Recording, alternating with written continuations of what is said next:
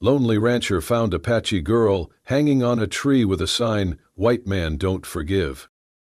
Under the merciless sun of New Mexico, Calder Wyatt rode with a slow, steady rhythm, dust lifting with every step of his dun mare. He had been trailing a lost heifer for half a day, the prints gone soft in the cracked earth. The silence out here was sacred, broken only by the faint creak of leather, the whine of wind, and the occasional call of a distant hawk. Calder liked it this way. Alone, quiet, predictable. But then he heard it. So faint it might have been wind. A sound like a breath that had forgotten how to breathe. He froze in his saddle, head tilting, heart slowing. It came again. A whimper, weak and sharp like a thread about to snap. He dismounted quickly, tying the reins to a dead limb. With his rifle slung over his back, he moved through the scraggly junipers and boulders until he came upon a clearing ringed by old cottonwoods. And there, beneath the oldest tree, he saw her. She was hanging by the wrists, arms stretched above her, her body limp like a broken doll. Her feet barely touched the dirt. Her skin was sun-dark and dust-covered, her long black hair matted with sweat and blood. Her chest rose in shallow, erratic breaths, but she was alive. Calder's eyes snapped to the crude wooden sign nailed to the tree above her head. The words were scrawled in thick red paint, angry and jagged. "White man, don't forgive." He stepped back involuntarily, bile rising in his throat. The air thickened. A warning? A message? A curse? He glanced around, scanning the ridges, the rocks. No movement. No sound, just the wind brushing through dead leaves like whispers.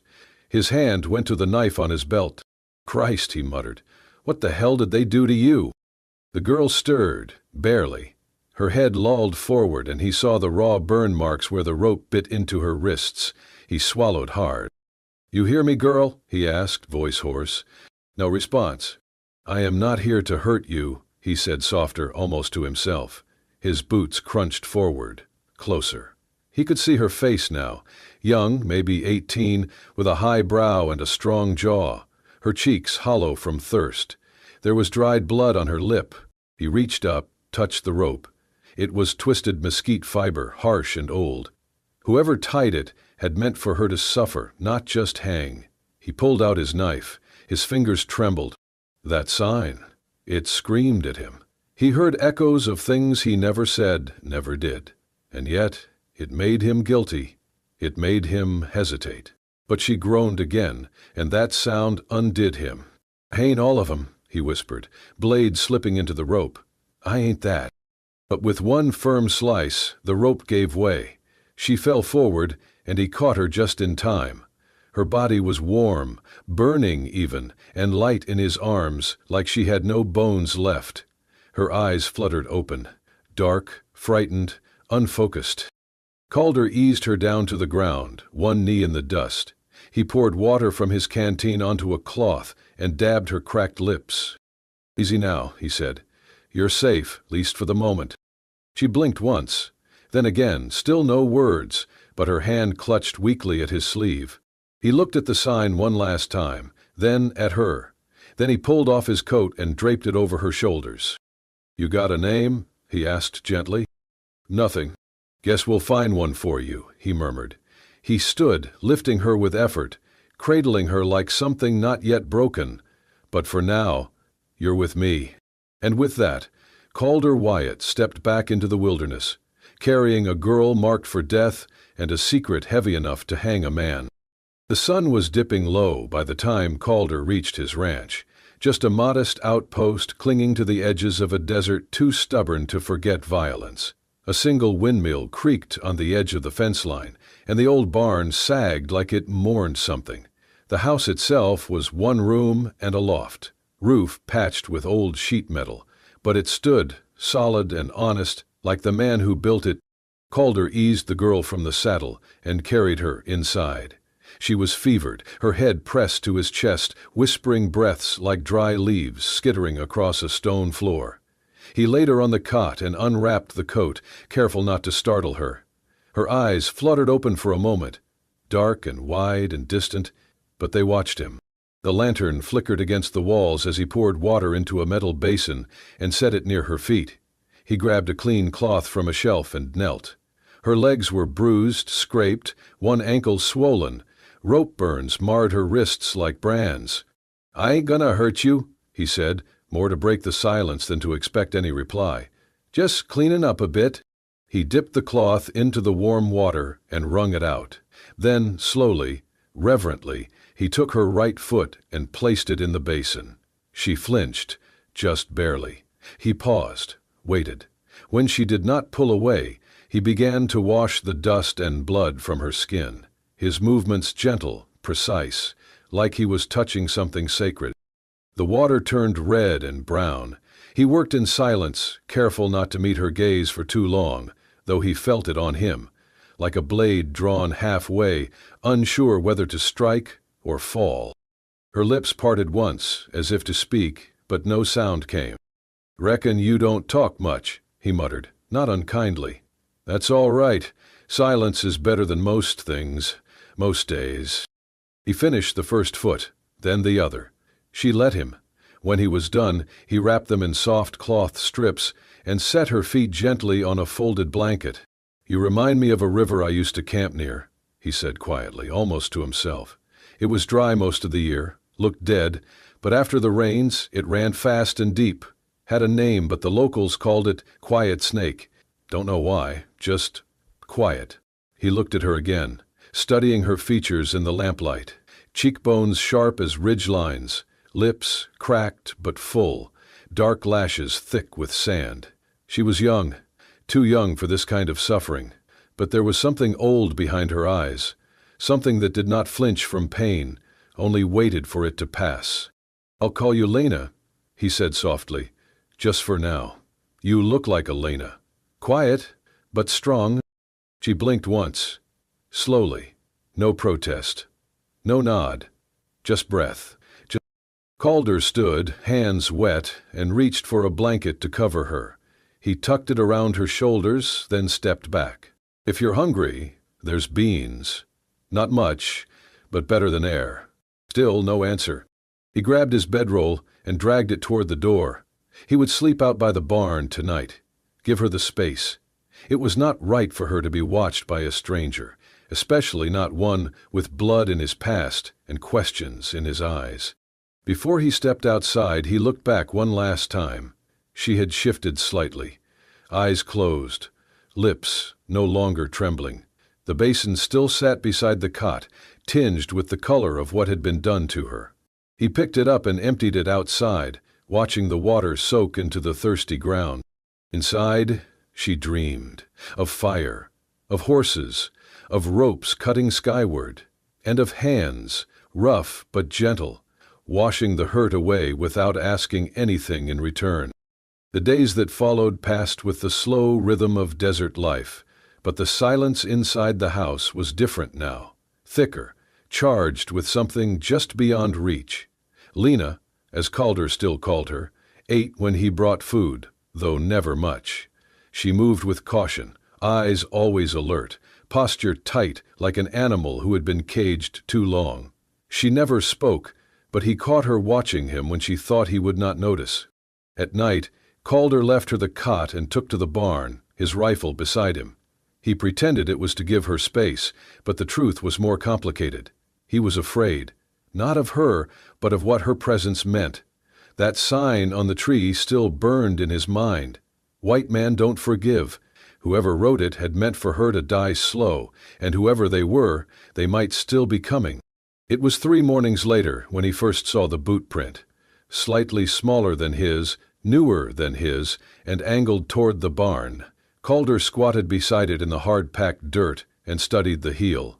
Military issue, cavalry. The print was fresh, no more than a few hours old. He rose slowly, eyes scanning the ridgeline.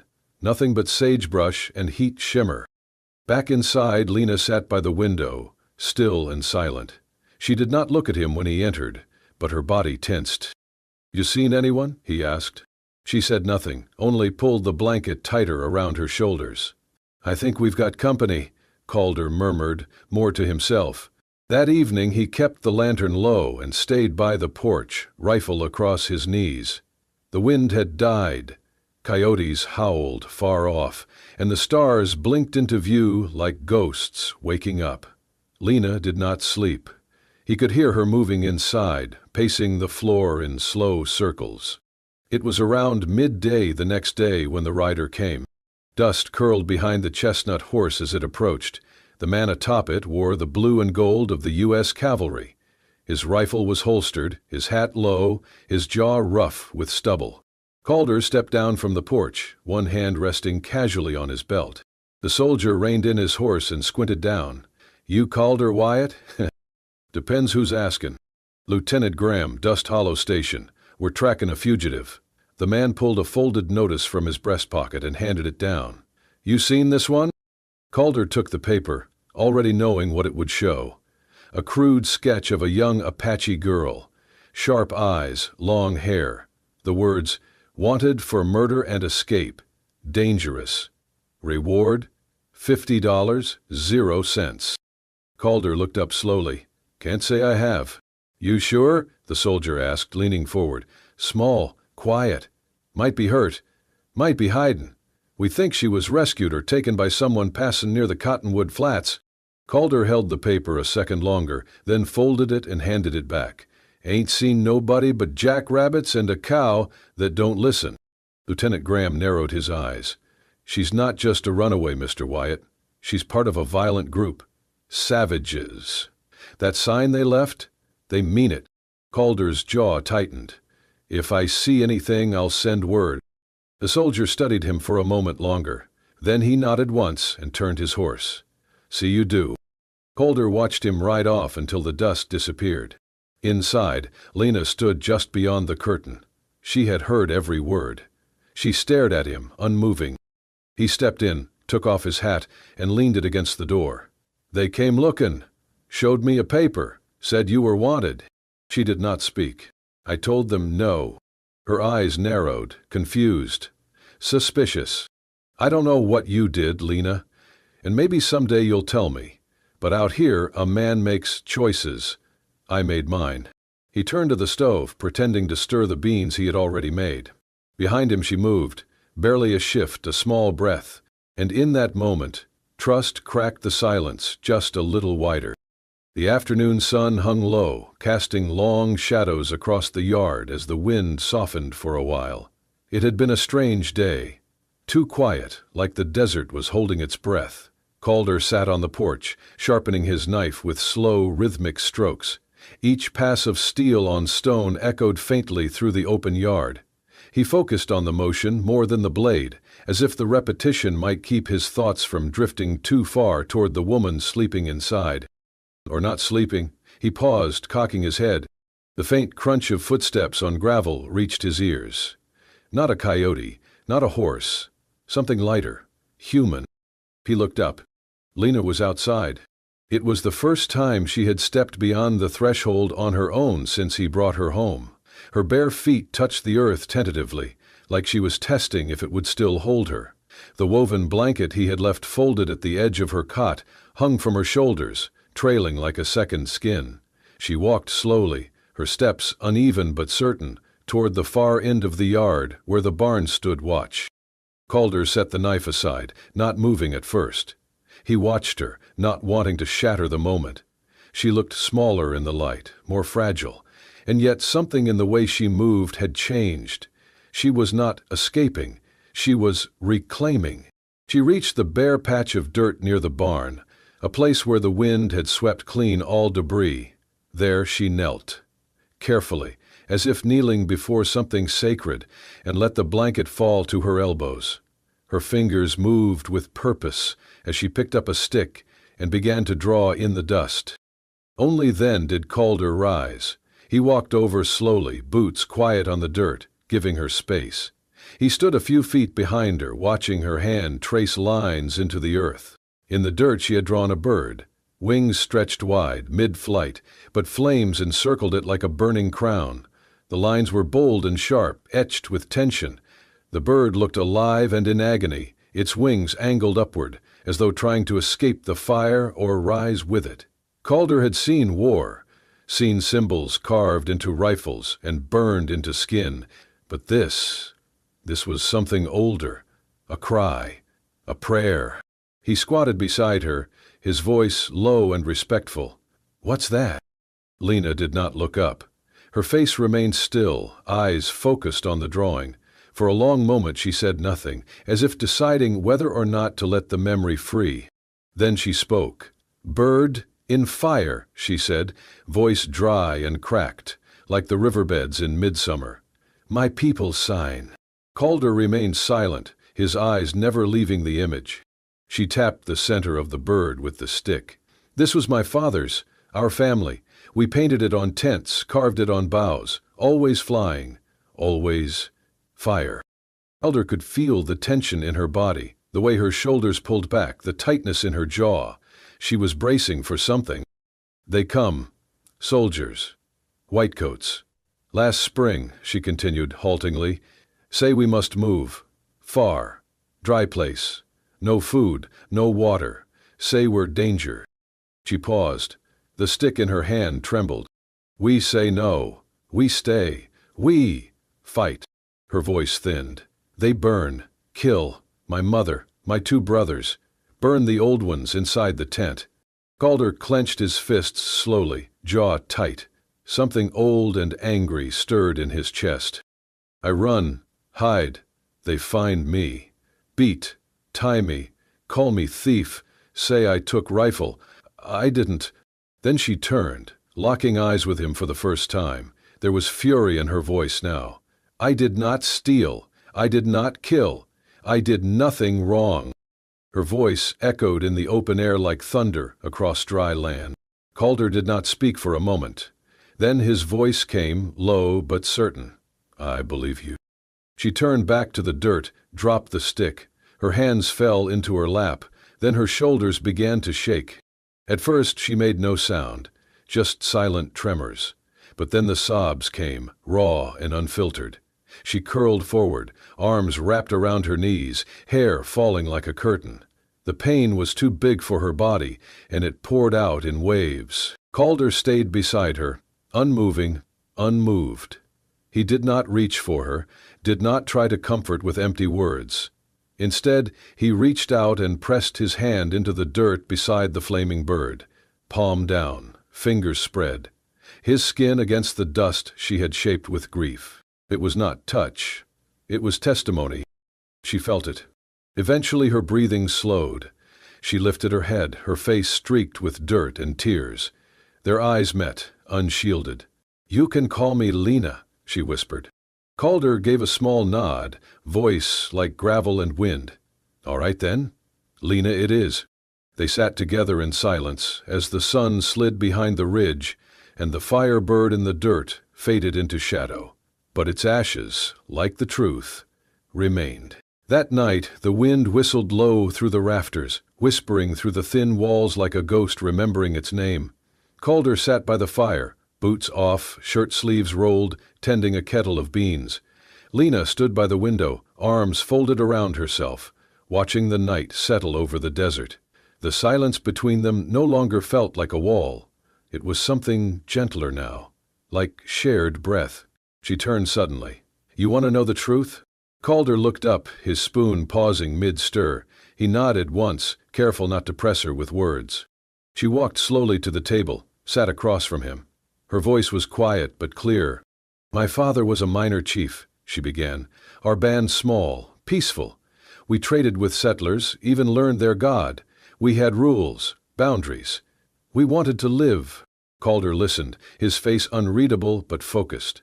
"A full winter ago," she continued, "a white woman was found dead near our hunting ground. Throat cut. Her husband said it was us." Her fingers tensed around the table's edge. "But it was not. She died because he killed her. Everyone knew, but they blamed us." Her eyes found Calder's. "The soldiers came, not just them. Ranchers, too, town men with rifles and fear. They said they were taking justice." She swallowed hard, the pain rising in her throat. "They burned our camp, shot my brothers while they slept.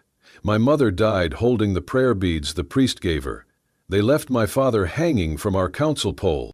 Calder lowered his eyes. They found me in a hollow tree. I was hiding. I had a knife, but they took it. Said I was planning revenge. Said I was dangerous. They tied me, questioned me, beat me. Then they took me to that tree you found me on. Hung me up like bait. For who? Calder asked, his voice a low scrape. For the rest of us. For anyone still alive and angry. She stared at him, then asked softly, "Why did you cut me down?" He looked at her for a long moment, the fire crackling between them. "Because once," he said. Her brow furrowed. "My family," Calder said, voice flat. "Last spring, raiders hit our ranch. Apache, they said. Maybe it was, maybe it wasn't. I was out hunting, came back to ashes. My sister was 16. I heard her crying in the barn. But I was scared. I didn't go in. I waited for help. She died before anyone came. The silence after that was different. Not empty. Heavy. You saved me. Because you couldn't save her," Lena whispered. He nodded. She studied him. "If I had been white, would you still have pulled the knife?" Calder stood slowly, walked around the table until he was in front of her. She looked up, searching his face. He reached down, cupped her chin gently in one hand. His fingers were calloused, but his touch was careful, measured. "I don't love skin," he said. "I love what breathes under it." Her eyes welled, but no tears fell. She reached for his hand, pressed her cheek into his palm. And then, as if by instinct, they leaned into each other. The kiss was quiet, hesitant at first, then fuller, as if both had been holding their breath for too long and finally remembered how to exhale. Her hands trembled on his chest. His arms circled her back. The fire popped softly behind them. Later, they stood in the small kitchen, candlelight flickering against old wooden beams. Their shadows moved as one on the far wall, a slow dance neither of them had ever learned but somehow knew. Outside, the desert wind calmed for the first time in days. Inside, something began to mend. The wind returned with the morning, gusting harder than usual, carrying the scent of sand and distant smoke. Calder felt it in his bones, something shifting. He had lived long enough under this sky to recognize the weight before a storm, even if it came with boots instead of clouds. 3 days had passed since the kiss, since the words neither of them said aloud took root in the silence. Lena had begun to move more freely around the ranch. She helped feed the animals, swept the floor, even laughed once, softly when Calder cursed the stubborn mule that refused to eat. But the peace was thin. By noon, a trail of dust rose from the east. Calder stood by the fence, jaw tight, rifle resting against the porch. 3 riders approached, local men in canvas coats and old hats, rifles slung across their backs. Their leader wore a tin badge on his chest that looked more self-appointed than earned. "Wyatt," the man called as he dismounted. "Heard tell you might be harboring someone don't belong." Calder kept his voice even. "You hear a lot of things, Joe. Don't make 'em true." Joe Prescott spat into the dirt. "A girl. Apache. There's a reward, $50 cash and the thanks of every God-fearing man west of the Pecos." "You come all this way for a rumor?" Prescott's eyes narrowed. "We aim to check inside, just in case." Calder stepped down from the porch slowly. "You got a warrant?" Prescott snorted. "You think this is a court, Wyatt?" The other 2 men shifted in their saddles, hands near their weapons. The air hung brittle. "I'm the only one lives here," Calder said, voice calm. "Ain't no girl, just ghosts and goats." Prescott stared at him for a long moment, then gave a tight nod. "If you're lying, you'll burn with her." They rode off without checking the house, but the message was clear. They would be back, with more men, and less patience. That night, Calder sat by the fire behind the barn, the stars hidden behind heavy clouds. In his hand was the crude wooden sign he had pulled from where he buried it, faded now, but still readable, still hateful. "White man, don't forgive." He stared at it for a long time, fingers brushing over the letters. Then he stood and carried it to the fire pit. No ceremony, no speech.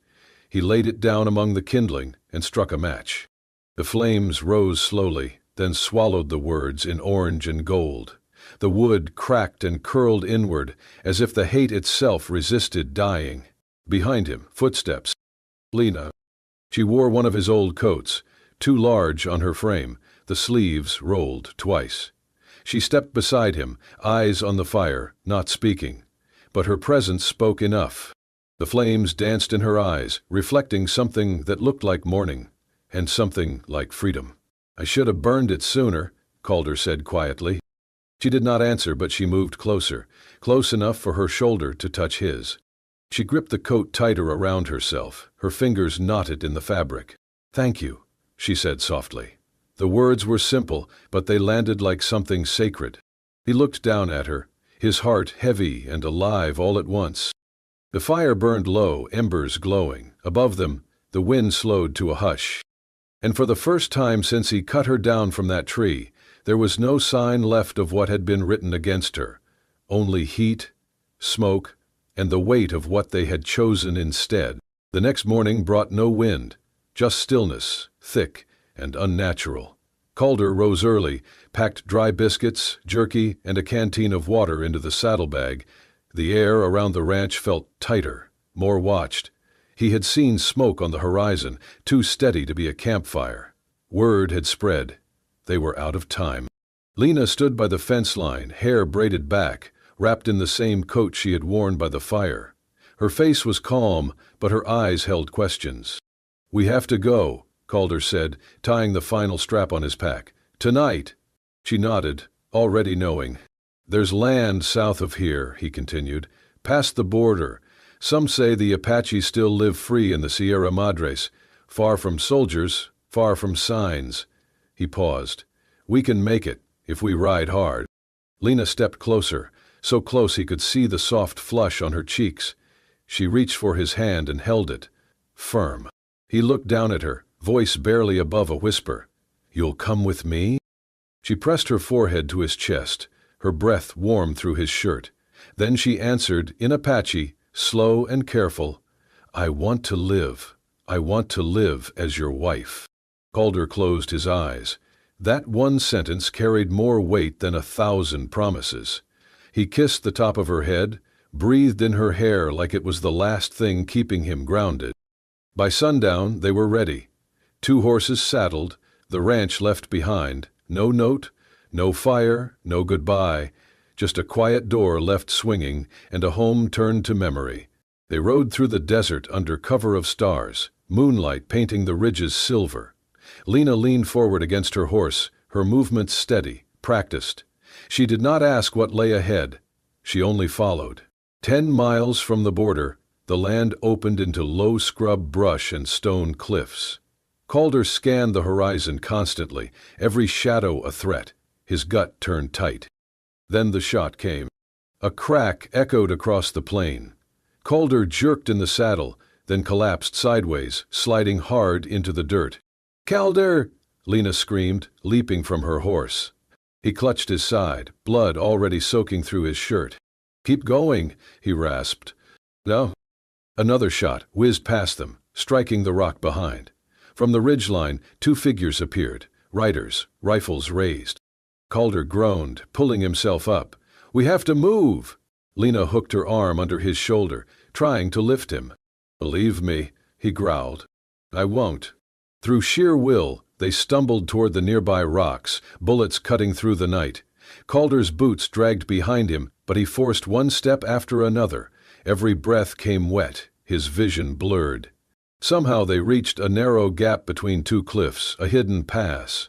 Lena half dragged, half carried him inside, pressed him to the stone wall, her own chest heaving. The shots faded behind them. The riders would not follow through the rocks. Not without losing speed, not without risk. In the shadow of the pass, Calder collapsed to his knees, blood dripping onto the dust. He looked up at her, pain and wonder both in his eyes. "You said, you wanted to be my wife." She knelt beside him, cupped his face. "I meant it." His lips curved, even through the pain. "Then we better make it through this pass." She nodded, and for the first time since they met, Lena prayed, not to the gods of the settlers, but to the spirits of fire, wind, and survival. Because love, in this place, was always a gamble, and tonight they were betting everything. The tent flaps rustled gently in the river breeze, moonlight slipping through the stitched seams like silver threads. Outside, crickets sang low, and the water whispered over stone. Inside, Calder lay propped on folded blankets, his breath slow but strong now. The fever had passed. The worst was over. Lena sat beside him, a basin of cool water at her side, gently wiping down his brow. He watched her through half-lidded eyes, the corners of his mouth lifting slightly. "You always this bossy with your patients?" he murmured. She raised an eyebrow, but smiled. "Only the ones too stubborn to die." He chuckled, then winced as the laughter tugged at the stitches in his side. She hushed him gently, placing a palm over his chest to steady him. The silence between them deepened, not awkward but full. Then, as the wind sighed outside, he spoke again. "Tell me something true," Calder said, his voice softer now, touched by something raw. "What's your real name?" Lena looked down, hesitating. Then she reached for his hand and guided it to her chest, just over her heart. "Ayana," she said. "It means peaceful river. My father gave it to me." Calder closed his eyes for a beat, as if letting the name settle into him like a prayer. When he opened them again, there was warmth behind the weariness. "Ayana," he repeated, tasting the word. "You're the only peace I've ever known." She didn't cry this time. She only held his hand tighter. Months passed. On the southern edge of the territory, where the border blurred into mesquite groves and dry wind-carried scents of sage and wood smoke, a small lodge stood near the river's bend. Made of pine and hide, strong but humble, it sat surrounded by whispering reeds and wildflowers. In the shade of its awning, Ayana Salvatierra sat cross-legged, stitching a tiny white shirt. Her belly had rounded gently, visible now beneath her woven sash. Humming quietly, she worked the needle through soft cotton, her fingers sure and calm. Beyond the garden, Calder trained a young mustang, murmuring low commands, patient and firm. Every so often he glanced back toward the lodge, catching sight of her silhouette through the light curtain, and every time he smiled. Inside, the walls bore no trophies, no portraits, just bundles of herbs, 2 books, and a child's blanket waiting to be finished. Ayana moved through it like the breath of the place itself, present, grounding, full of quiet life. One evening, she walked down to the river, the same path she'd taken for months now. The current moved slow and certain. She stepped barefoot into the shallows, let the cool water kiss her skin, and laid both hands over her belly. "Little one," she whispered, "your father. He didn't just forgive, he loved, and he kept his promise. Every one." Behind her, footsteps padded across the grass. Calder came to stand beside her, their fingers entwining without a word. Together, they watched the river drift under the dusk, where stars began to blink into view. No one had expected 2 hunted souls to find something like this, but somehow in a world of scars and storm, they had created a quiet patch of earth where love had taken root. Not the kind written in history books, but the kind that endured. And the river kept flowing, peaceful, like her name, like their life, like something finally, truly, home. If this story moved your heart, if it reminded you that even in the harshest deserts, love can bloom like water from stone, then this is the place for you. Subscribe to Wild West Love Stories for more tales of forbidden romance, quiet bravery, and love that defies time, blood, and boundary. From dusty trails to whispered promises, every story is crafted to stay with you long after the last word. Where bullets missed, but hearts didn't. Subscribe now and never miss a heartbeat from the Wild West.